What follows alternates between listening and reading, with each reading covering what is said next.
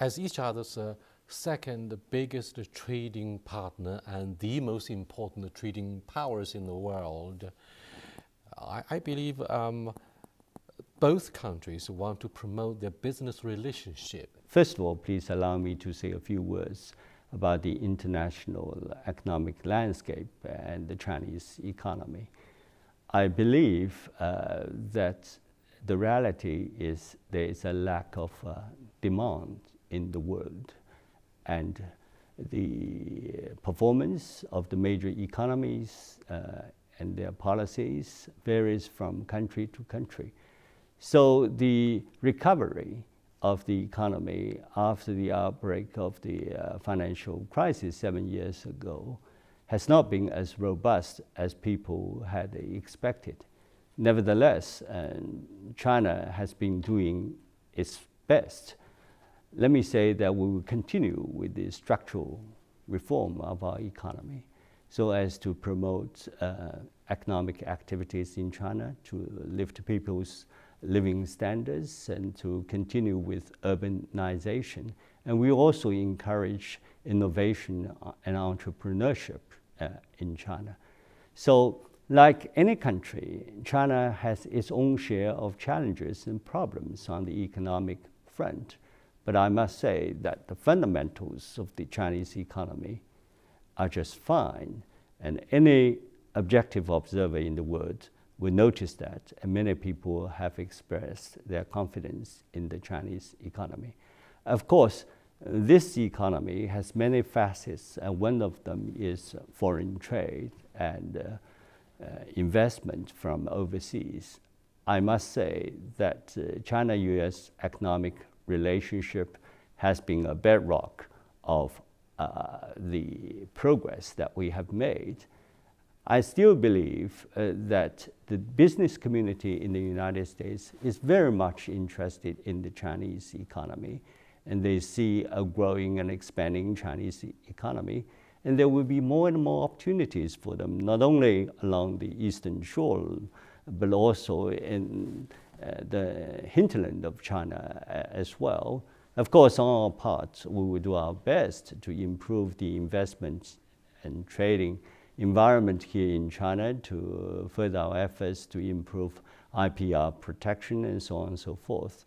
But I do believe that there is a good chance for people to make more progress in their business ties with China. Why? Because this is an innovative society. So apart from traditional trade, we are talking a lot about trade not only in goods but in services as well. And there is now more Chinese investment, at least last year, to the United States than the other way around. So jobs are created in the United States as well. So this kind of a good interaction between the two business communities of the two countries will serve the best interests of our two peoples. And on the macro side, the two being the two largest economies in the world, they should have more coordination and consultation with each other. President Xi Jinping and his American counterpart, Mr. Obama, reached an agreement on climate change on the sidelines of the APEC summit last year. Tackling climate change has been prioritized on the agenda of both governments. In addition, the latest breakthrough in the nuclear negotiations on Iran's nuclear capability would not have been made possible without the effective cooperation between the US government and the Chinese authorities. Now, do you think this kind of cooperation could serve as a new model in global governance? And do you think this kind of a positive cooperation would be extended to other areas in exercising our global governance? You are quite right that the joint announcement to address climate change, which happened last year, was well received by the international community. And I believe that climate change issues will be part of the agenda when the president goes to the United States for his state visit. The important thing is for us to work together with the international community to make the Paris conference a success, and that will serve the interests of the world. there's a lot that we can do together, multilaterally or bilaterally.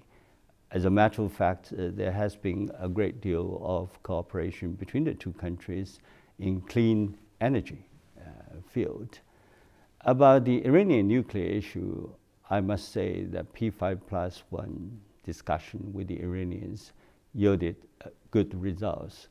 And that is the joint comprehensive plan of action with Iran.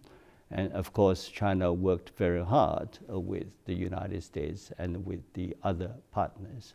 We do hope that this agreement will have further good implications for the region as a whole.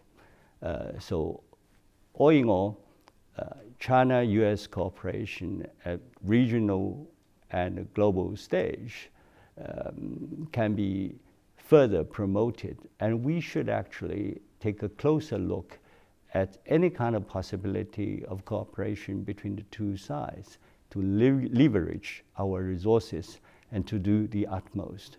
Because if China and the United States work even closer together, there's a better chance for addressing some of the urgent issues globally and regionally. Some are saying that the disputes between the US and China, particularly in the Asia-Pacific region, are forcing all other countries and players in this region to take side, and they are worried. What's your take on the actual dynamics in this bilateral relationship between Washington and Beijing? Actually, it's in the very area of the Asia-Pacific where Chinese and American interests are most closely intertwined. And it is in this area where China and the United States interact the most. So I believe that the two sides have had a cooperation in many areas. Some of them I've already mentioned. And I do believe that no country needs to take sides between China and the United States, because President Xi said that we are working really for a community of interests.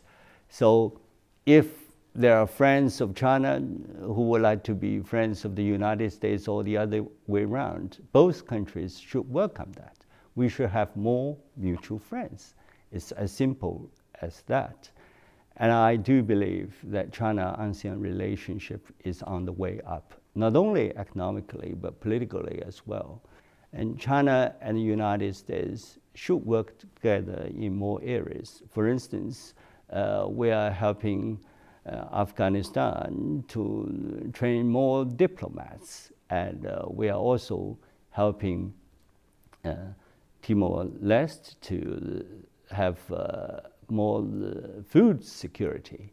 So in all these areas, we should really expand our vision and to see what can be further done, not only on a bilateral basis, but on a trilateral basis as well.